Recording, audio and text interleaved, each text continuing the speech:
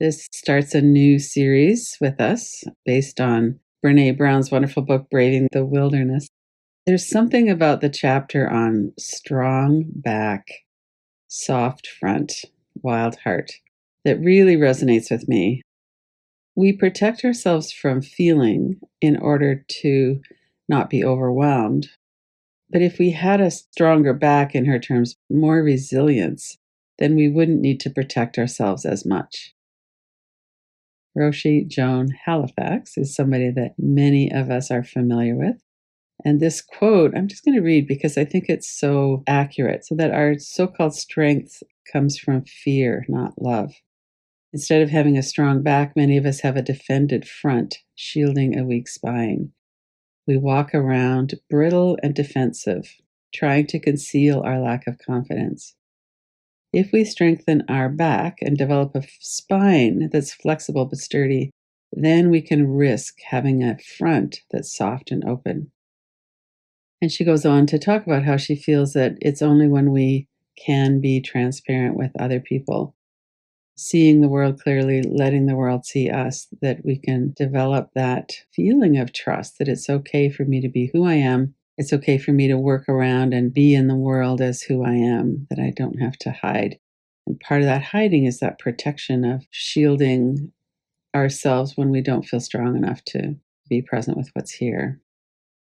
So Brené goes on to talk about courage and vulnerability, that we need to be able to develop enough courage and vulnerability to move into the wilderness. So to get out of our ideas of how things have to be. So one of the ways that that might work, and this fits in with the research around PTSD, is that people who are traumatized are often overly affected by other people's opinions of them and judging and shaming. Of course, we're more sensitized to that because that's been our experience, and it's been troubling or harmful as well. But as we become more resilient and as we heal more from post-traumatic stress, and this also includes complex PTSD or developmental trauma, then we're able to stand more on our own, and we're able to say, you know what, this is who I am, or this is what I believe, and I'm strong enough to share it. And that's what makes my life really worth living, is that I can be who I am. When we are not yet strong enough to do that, there are a lot of things that we can do to develop that strength. One of them is being in community. Certainly one of them is working with our nervous system directly. And it's also that we can practice that. So she says we can spend our entire life betraying ourselves and choosing fitting in over standing alone. But once we stood up for ourselves, or once we've been vulnerable, authentic, once we are able to let people see who we really are, then we don't ever want to go back. I think that's part of the reason why I really love being around yoga people and people who like to explore these kinds of things, is that we're really wanting to go deep and share deeply with each other and express ourselves deeply and know ourselves deeply. That we have this wild heart that wants to be able to express itself in the world. I love that. I find that so exciting. Braving, she calls it, the work of developing a strong, flexible back. I'm going to go through these a little bit slowly, and then we're going to go into an inquiry with some of them. So, boundaries, setting, holding, and respecting boundaries. Is to bring to mind for yourself, what is your current situation around that? I know my current situation is very different from my situation 10, 20, 30 years ago. So where do you feel like you're at now? Are you able to set, hold, and have people respect your boundaries? Do you respect your own? And the challenge, of course, is that we have to let go of being liked and the fear of disappointing people. Not everyone is going to like us when we express, actually, I don't like it when you say that. Or, you're not allowed to comment on my body while I'm here. If you keep doing that, I'm going to go away. There's all kinds of ways that we might have to express little boundaries and big boundaries. We have to be able to tolerate being disappointing people and not being so liked. This is especially a challenge if you fawn, if you go into people pleasing a lot, which is a strategy that all of us do to some extent. Let's sit with that for a minute.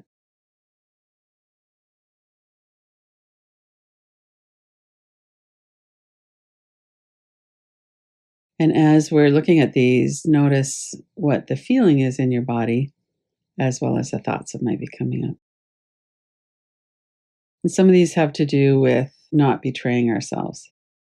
So, saying what we mean, not overcommitting or overpromising to please ourselves or to please others. So, when we say, oh, yeah, sure, I'll do that, when really what we're meaning is, oh my gosh, I'm so overwhelmed right now. I can't even imagine doing that.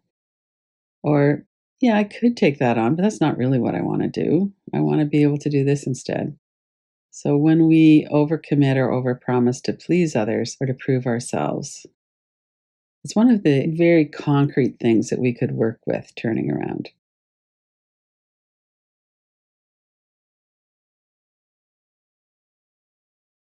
Accountability, stepping up, being accountable, taking responsibility. And when we mess up, making a meaningful apology.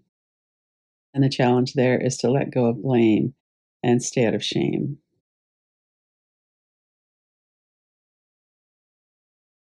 I'm sure we could all think of examples of this in our own life. It's really hard to apologize when we're in a shame storm. We just feel like our whole being is wrong. Instead of making a mistake, we are a mistake. And that makes it really hard to be open to being accountable and to apologizing. So another element that she talks about is being a vault to keep confidences. And I think this is really interesting too about the common enemy intimacy. And we see that in subtle ways, but also in larger ways too. And we see it also in social media and the world, but in our own life. Can you think of times when you've maybe been gossiping or listening to gossip? Sometimes it's against a common enemy.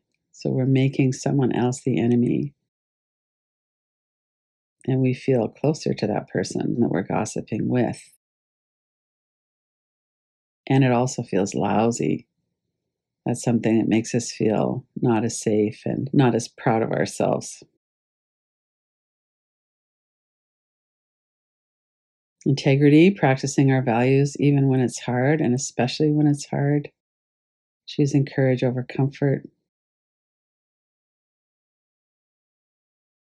And what comes to mind partly there is to stand up for ourselves and also to stand up for other people, to practice challenging systemic oppression like gender oppression, racism, any kind of oppression that we're seeing, to work towards a time to be an activist if that's your thing, to work towards in many different ways towards equality. And choosing courage over comfort is something that gives us a lot more range in what we can do. It really helps to reduce the amount of shame we feel. We don't go away from that feeling like, oh, I really should have said something, because we did. And non judgment, giving and receiving help, choosing to let go of that helper fixer as our identity. And there's nothing wrong with helping people and helping improve what's going on in their life. It's when it's our identity, like, oh, yeah, you can always count on so and so to jump right in and figure it out for us. And so there's some elements of betraying ourselves in that one as well. And then this bottom one, then being honest and clear with others about what's okay and not okay, being linked to generosity. I thought that was so interesting as well. We set boundaries that allow us to be generous in our assumptions about others. Jen Hatmaker isn't someone I was familiar with. She's someone that Brené talks about in this chapter of Braving the Wilderness. Because belonging is so primal and so necessary, the threat of losing your tribe or going alone feels terrifying. Human approval is one of our most treasured idols, and the offering we must lay at its hungry feet is keeping others comfortable. Another way that we betray ourselves. And the other thing that, I want to touch into for a moment too is we're not the only ones who are doing this braving work. There's a lot of times we think, oh my gosh, it's going to be so isolating or it's going to be so awful or so hard if I do this. And in fact, being authentic. And when we look at people like Brené Brown and all kinds of different people who we look to in our social media and our world, they write books about this, they write their own blogs, they're on Instagram and different things. Glennon Doyle is another one. Where people are really honest and they're out there kind of connecting with us and connecting with each other. So there is some rewards to that. And that's what we're doing here. We have a community where we can work with that here. Let's do some inquiry. So, reverse inquiry is when we say something we would like to be true, and that brings up our unconscious beliefs and resistance about it. It's not really an affirmation, it's more of a let's see what's preventing this from being so true. Let yourself kind of settle back into that. I can tolerate not being liked. And if you were to bring to mind someone specific for each of these, that will be more helpful. I can tolerate not being liked by that person. I can tolerate disappointing that person.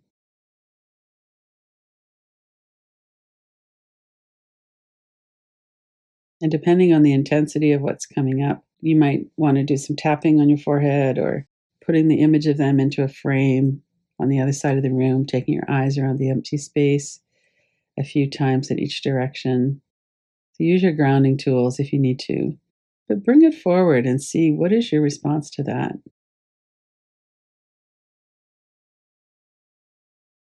I can tolerate not being liked. I can tolerate disappointing this person.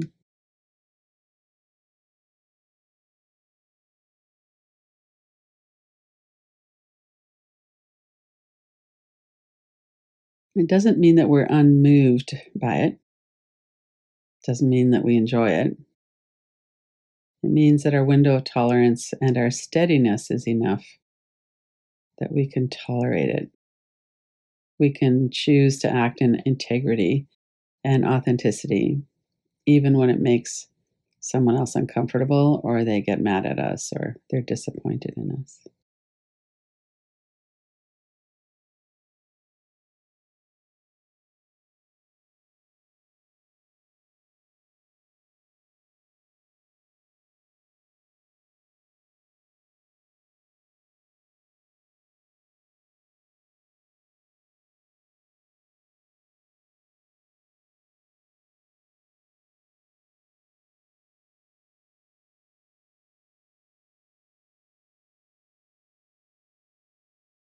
And this is something that's a little bit of there's a continuum here. Sometimes when we're feeling quite strong, we have a very wide window of tolerance. We're not really so much affected by someone who's disappointed in us or someone who wishes we'd stop talking about equality or whatever it might be.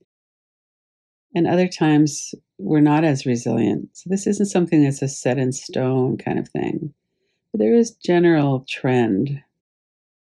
The general trend for someone at a certain time right now, as we're talking about right now, is what is my range here where I can tolerate that? So I value my own integrity and authenticity over keeping others comfortable.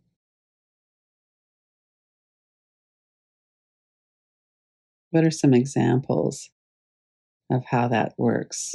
Or maybe it's, I see I really give myself away all the time. I see I really just let other people set the tone and I'm not authentic. I let people say racist jokes around me or whatever it might be, and I don't speak up for myself. And oh man, I really want to work with that. I can see that's a problem. Whatever we're doing, we could be kind. We could work with kindness for ourselves. Let's take a couple of deep breaths and let that kind of move a little bit to the background and go into the next part of this. So, who do you know embodies this? So, other than Brene Brown and people in the social world, but who do you know, or you could be working with them, but who do you know in your personal life that you admire? And what is it that you admire about them? It doesn't have to be perfect. We don't have to have someone who's perfectly demonstrating this all the time, but someone who, for the most part, feels comfortable in their own skin. And that might be you, might be yourself. And what is it specifically that you admire about them?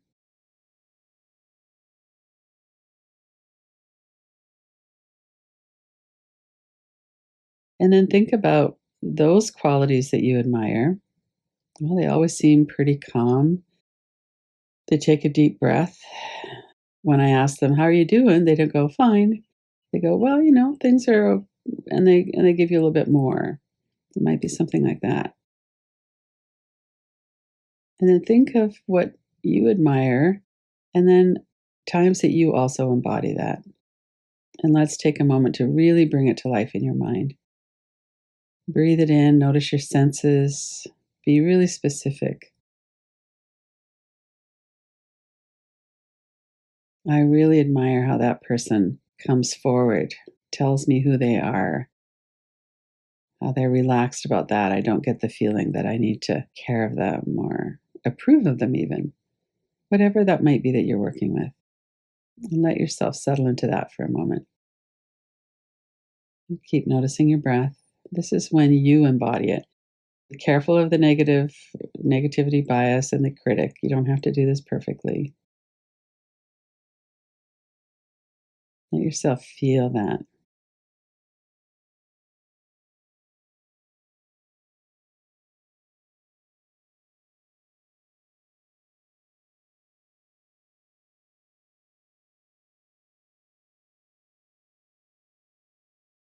Notice your body. Let your body be relaxed. Relax your body. Be grounded. Notice your feet and seat, your breath.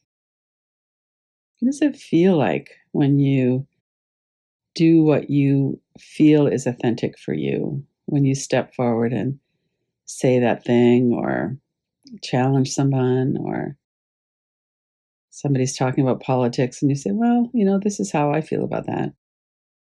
Or maybe you don't get involved with those kinds of arguments. But what is it for you? Something that's dear to your heart.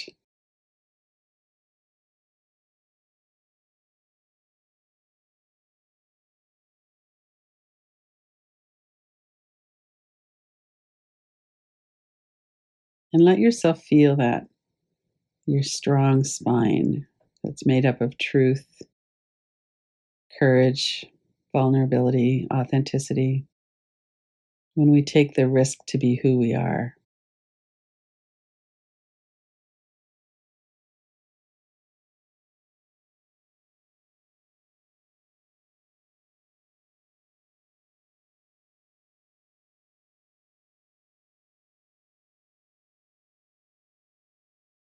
And now let's take a couple of minutes to let all of this gel.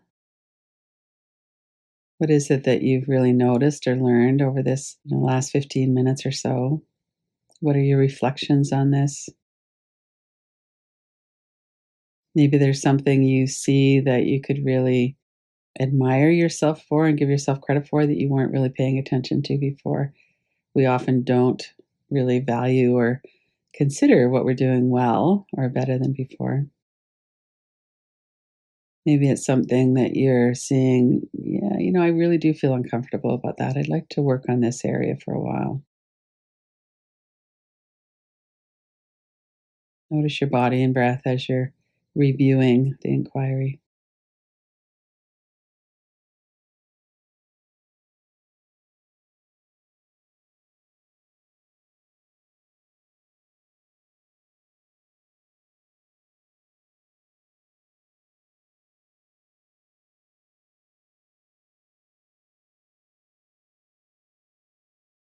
And then take a couple of deep breaths and offer yourself some kindness.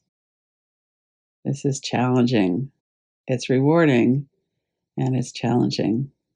We could all benefit from some kindness.